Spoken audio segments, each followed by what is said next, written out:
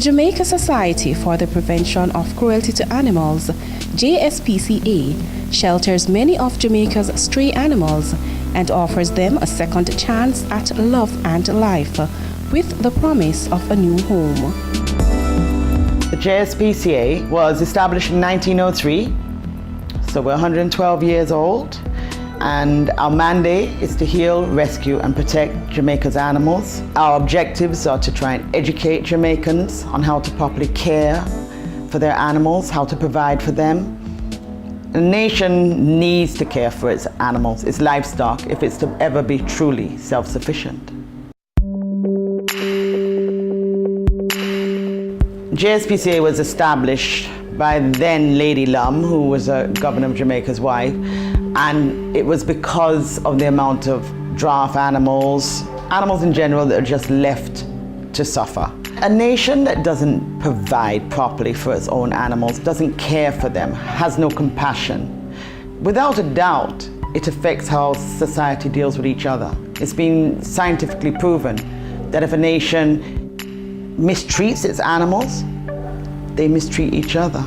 I started at JSPCA in 2001 at the request of my chairman, Kenny Benjamin, who needed somebody to come in and assist JSPCA and help run JSPCA. The amount of animals that come in here on a daily basis, most people could never even imagine.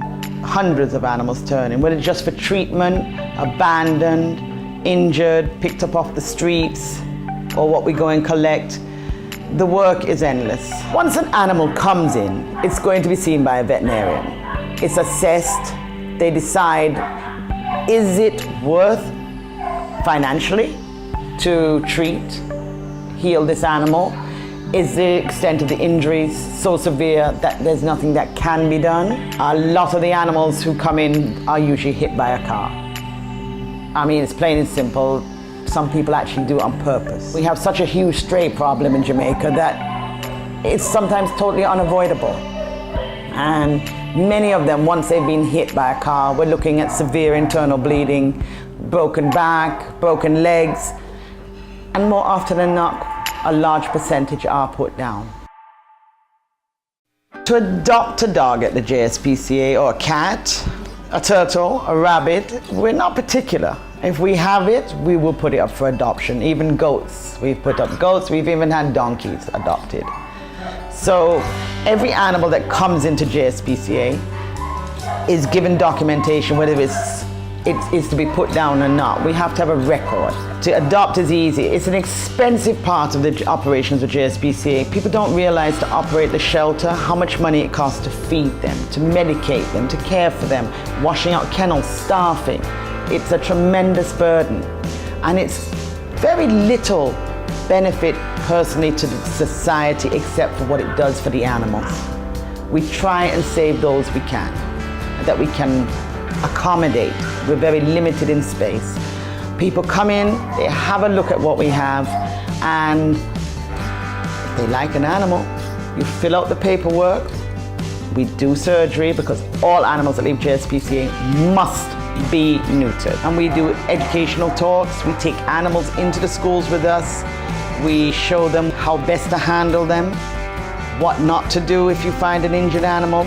Any animal that's been injured doesn't necessarily mean to bite or hurt, but it is in pain.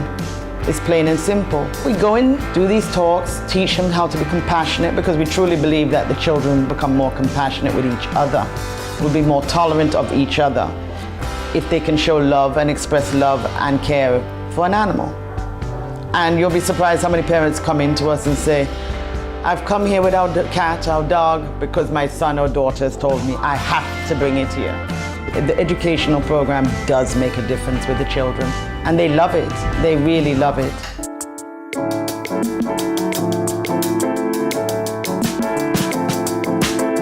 Financially, it's difficult because we are just a charity. We pay the same bills as everybody else, but we are a charity, and we have to juggle. If the clinic doesn't make enough money, then it's very hard to go extra mile that is required. Our rule or our mandate is we turn nobody away. If you come here and say to us, I don't have money, but I care for my animal, we will do what we can for you to the best of our ability. Well, over the years, we've had a large number of animals have come in, never left. They become part and parcel of the staff complement. We've had some wonderful characters. We've had some strange characters as well that just fit into the puzzle. I mean, we have a new one here, we call him Biggs. Not a tooth in his mouth. Comes from downtown Kingston. Has a characteristic of a human being, if ever there was one. And every time I look at him, how did he come to be? He literally just walked in here one day. He was brought in here by one of our regular supporters. And he's not left. And everybody's very fond of him. He's character. We have cats. We have our snakes. We have a regular entourage of characters coming through here. Coming up on Caring Hands.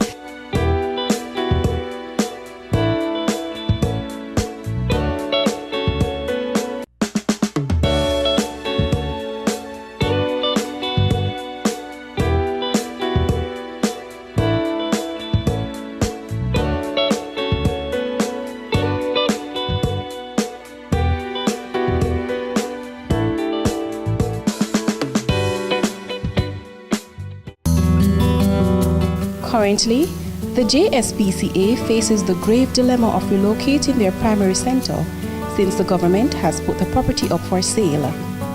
They have been trying to find a suitable place, but given the nature of the facility, it has not been easy to do. We understand the situation with this property. We're still actively looking at a place. We don't want a temporary place for JSPCA again because we don't want to reroute. We want to get a home for JSPCA where we can create the proper facilities, more surgery room, more clinic space, more hospital space, a bigger shelter, not only for cats and dogs, but both for large and small and other food animals. So therefore, we're looking at a home for JSPCA, not a temporary ground for JSPCA, because this is what happens after a period of time. Yes, it might not be in my lifetime that our next move. I believe in long-term planning so we can get the benefit. We need JSPCA to have a home. Approximately an acre of land is fine. We can do with that. You understand? Because we get our facilities up to date. But first of all, we need to get ourselves secure in the sense of having a home in order for us to basically bring out our mandate.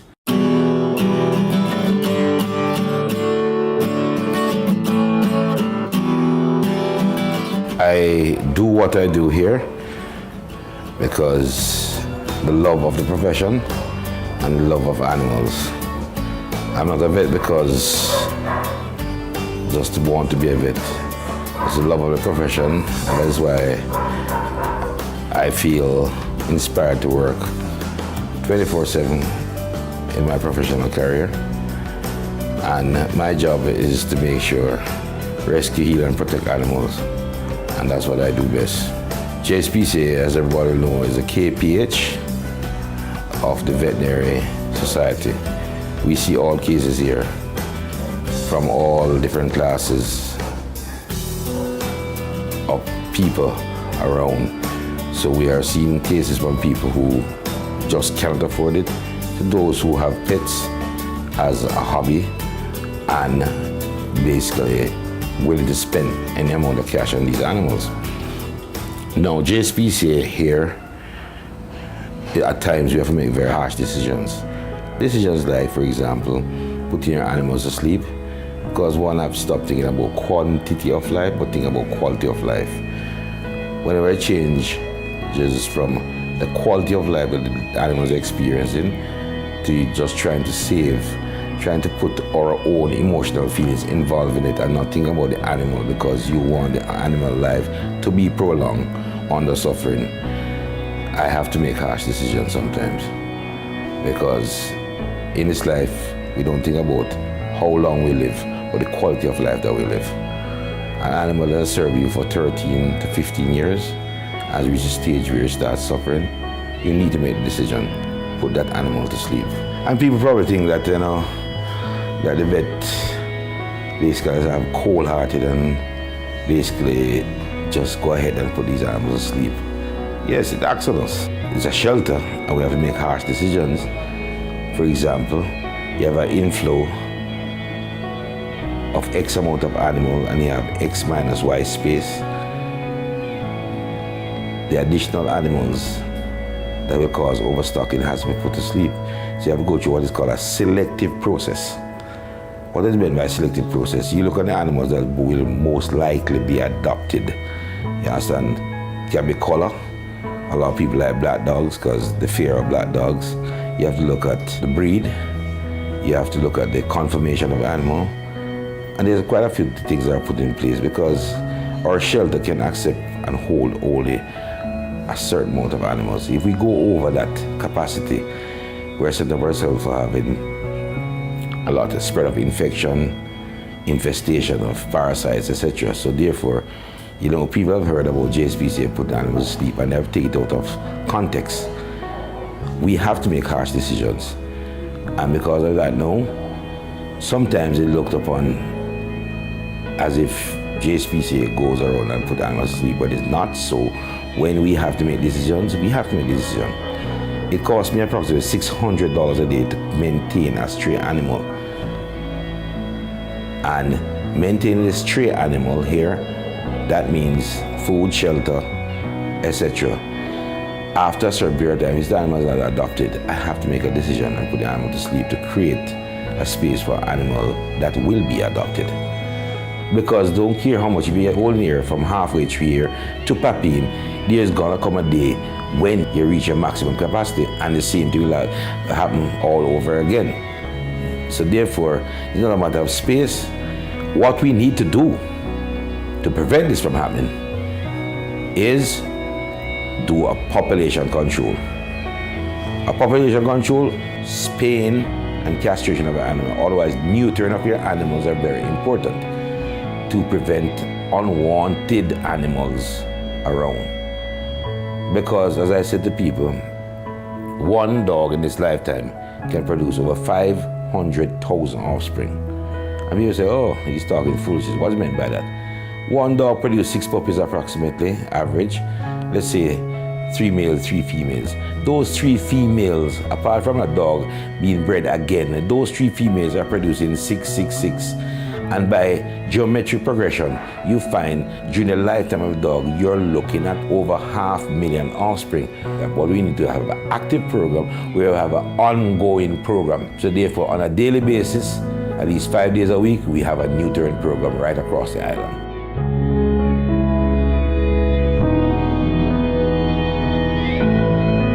We can spend money on our education program. We can spend more money on maintaining our spay neuter clinics, and we can also offer cheaper service to people, individuals coming in who is not affordable to them to have veterinary care. Coming up on Caring Hands.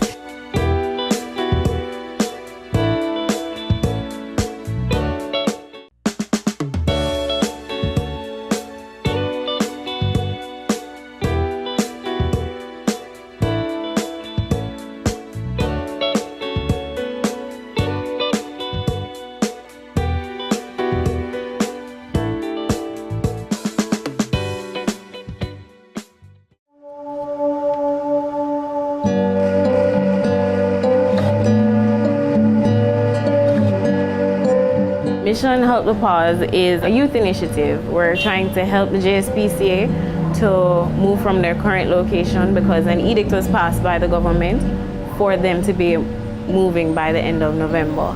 And seeing that they have nowhere to go, we decided that it's best that we try to help actively because it's not easy to find somewhere for an institution such as this because of the different factors such as noise and waste.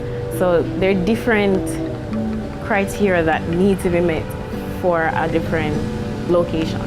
We have received tremendous support, honestly, because there are a lot of animal lovers in Jamaica. And the reason why I said this support is incredible is because We started a petition and we were able to look at the different signatures and also where people are coming from, people coming from Switzerland, people all over the world, the US, Europe, everywhere.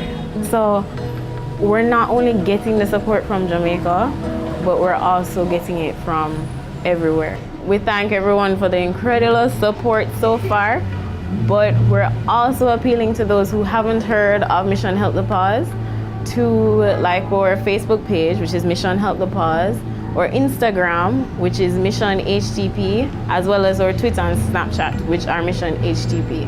Also, we're asking for you to look out for our fundraising events, which will be coming up shortly. I love animals since I know myself. My mom used to tell me that when I was about 2, 3 walking, I used to run down lizards and try to pet them like they're animals or my dogs or stuff.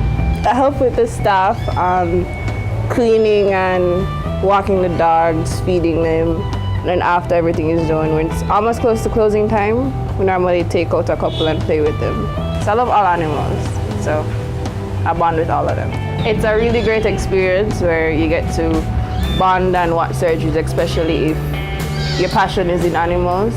And all of it here allow you to watch surgeries, seeing that your passion is with animals. It helps you to understand certain procedures you have to take, how you have to handle strays or how you have to handle dogs that will bite you. JSPCA is a home, it's a family. When you come here, you're welcome. You're put on spot where somebody will just come out of the blue and say, oh, help me with this dog or something. It's a hands-on job, and you get to appreciate how animals are, because animals are basically humans to me, like my friends I go out with.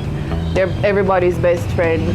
When you don't have anybody to talk to, they will listen. They know when you're sad, they know when you're depressed. And with the whole group that I'm in, we're trying to save this home for all the animals and home for all of us as staff members.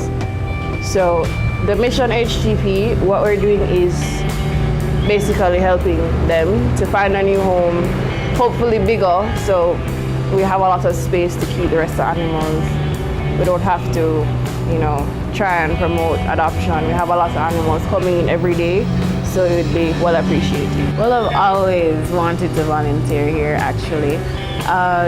From as long as I can remember, I wanted to be a veterinarian, and the JSPCA is the only animal shelter in Kingston. So as such, I definitely wanted to help out. And then after, I realized that I will need it to get into vet med school. So that also sparked my interest. I love all animals, but most people will tell you that I am obsessed with cats. But what I do here is I help out with the staff where the feeding of the animals is concerned, changing the bedding, walking the dogs, things like that. And it's better to have volunteers here because things that maybe the staff will miss, we could be able to pick up on them on an individual basis because I treat them as individuals. I actually enjoy it because animals are different from people. I mean, you're going to have to feel their expressions. They're not able to express themselves. And that's another thing. I want to help them because they're not able to speak for themselves. So it's better to be around animals for me. As the Jamaica Society for the Prevention of Cruelty to Animals continues to rescue, heal, and protect Jamaica's animals, they also want you to do the same. My final word is that we need to be more sensitive about our animals around, because it has been proven that people who are cruel to animals from a young stage always end up being cruel to their own individuals, people. People who love, protect animals, the environment is created, they always come up to be much more calmer, they handle situations better, and they're not aggressive. So we're saying cruelty act in humans start from cruelty act in animals. So we're saying be nice, be kind to your animals, and eventually we'll have a better society where we'll be nice and kind to each other. Are we paying enough attention to our animals and their welfare? No, we're not. Should we do more? Most definitely. I just ask that people show some compassion, treat animals how you would want to be treated yourself. Not expecting anybody to have to pick up their animals and hug them and be physically adoring. Just a gentle hand goes a long way, a kind word.